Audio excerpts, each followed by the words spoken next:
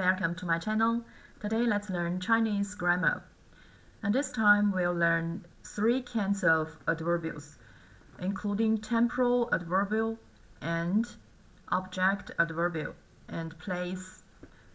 So the first one, temporal adverbial. Number 1, what is temporal adverbial and how to avoid making mistakes? So let's see it. 2 kinds of temporal adverbials. So the first one, noun, and second one, adverb.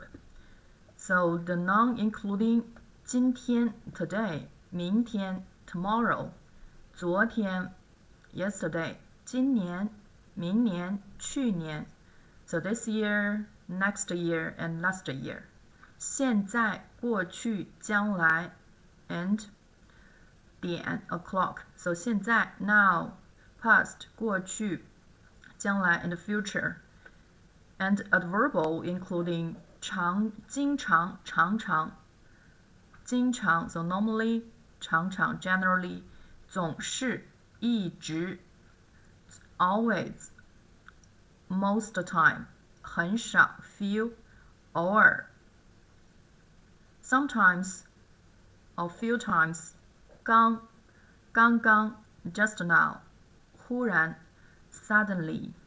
So let's see examples and structures.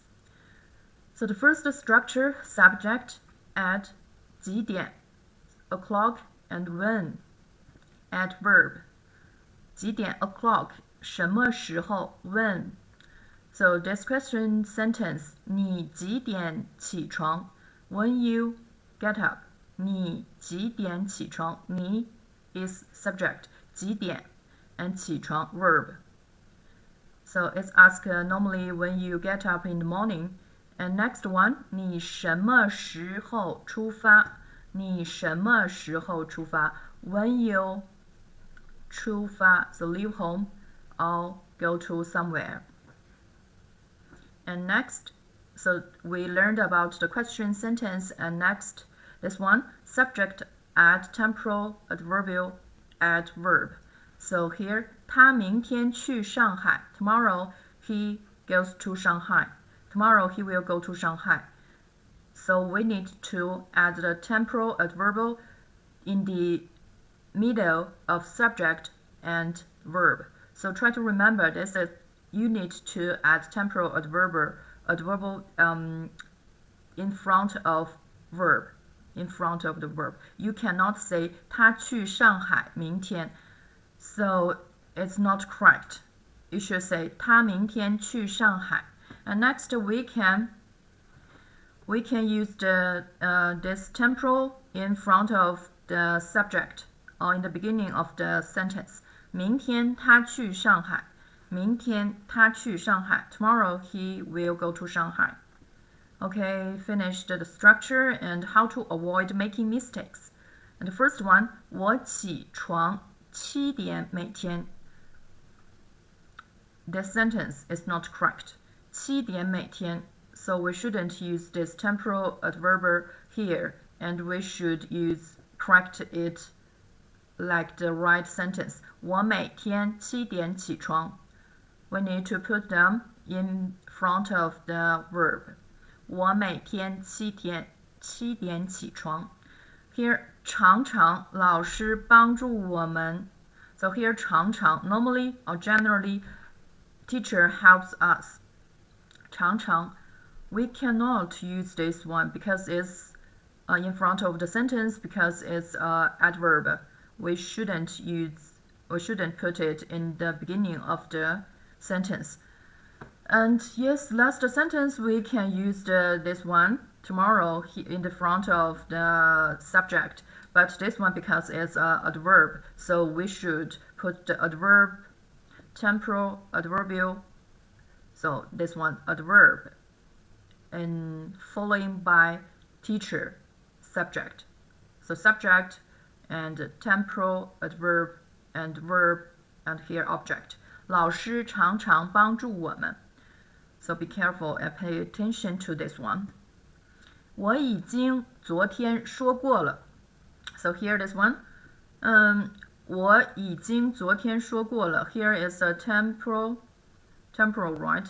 And we should add the temporal add the temporal between the subject and this verb. So 昨天 followed by this subject. 我昨天已经说过了。我昨天已经说过了。So here is also a adverb, and you should put the temporal this time, this noun between in front of the adverb. 我昨天已经说过了。I already said yesterday. Next one, so place adverbial. Place. So structures emphasize the place. We should use two words here. Two preposition, and the first one, subject, add 在 in or on or at place and add verb. So the first one, 我们在北京学习汉语. So we are learning Chinese in Beijing. 在北京学习汉语.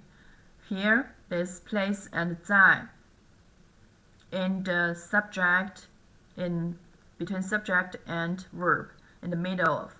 Please remember, pay attention. And this one, subject, add 从, so from, add place, add verb. 他从美国来. He's from America. He's from America.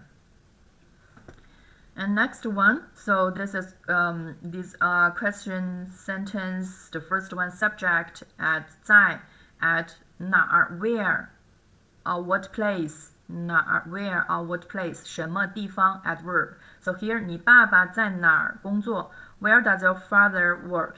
你爸爸在哪儿工作 Don't forget this preposition 在 so means in, on, or at.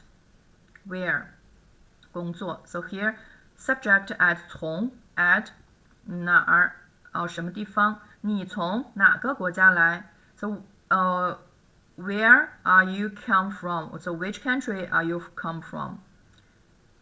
Which country do you come from?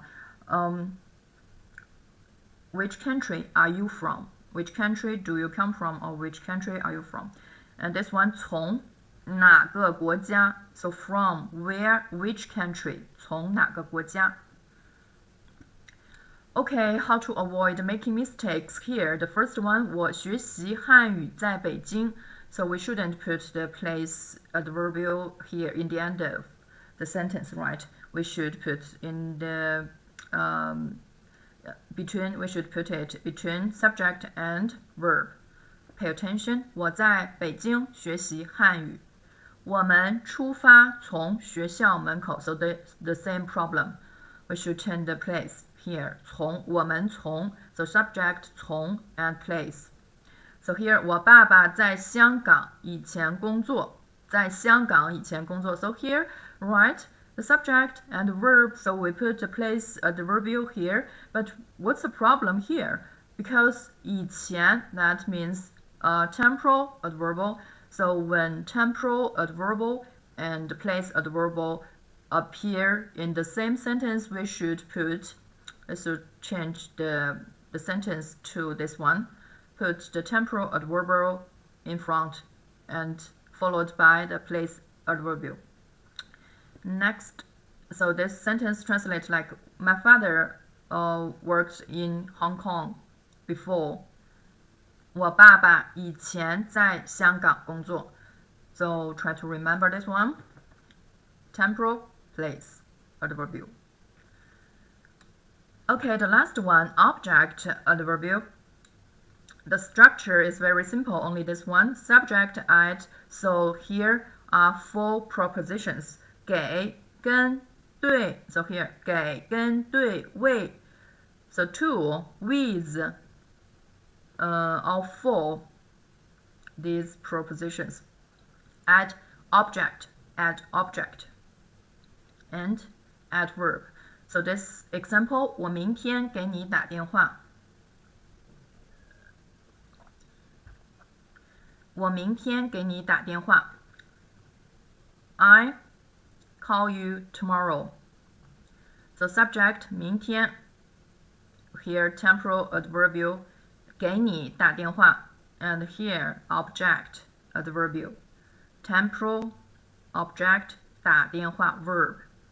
Okay, let's see some questions here because there are some mistakes and we need to correct them. The first one, 我喜欢聊天 I like chatting 跟北京人. So in English structure is perfect. I like chatting with people from Peking. But in Chinese, the sentence order is not correct. We should say 我喜欢 so 我喜欢跟北京人聊天 And here are two verbals. Here are two verbals. 喜欢 and 聊天喜欢跟 so with I like talking with 北京人 right? We cannot put the object adverbial in the end of the sentence. Pay attention this one.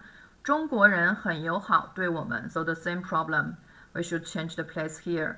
We need to move this one in the middle of the subject and this one adjective 很友好 so 很 and adjective 形容词谓语中国人对我们很友好 Chinese people are very friendly to us. Next one 他给我昨天打电话了他给我昨天打电话了 So you know the problem here.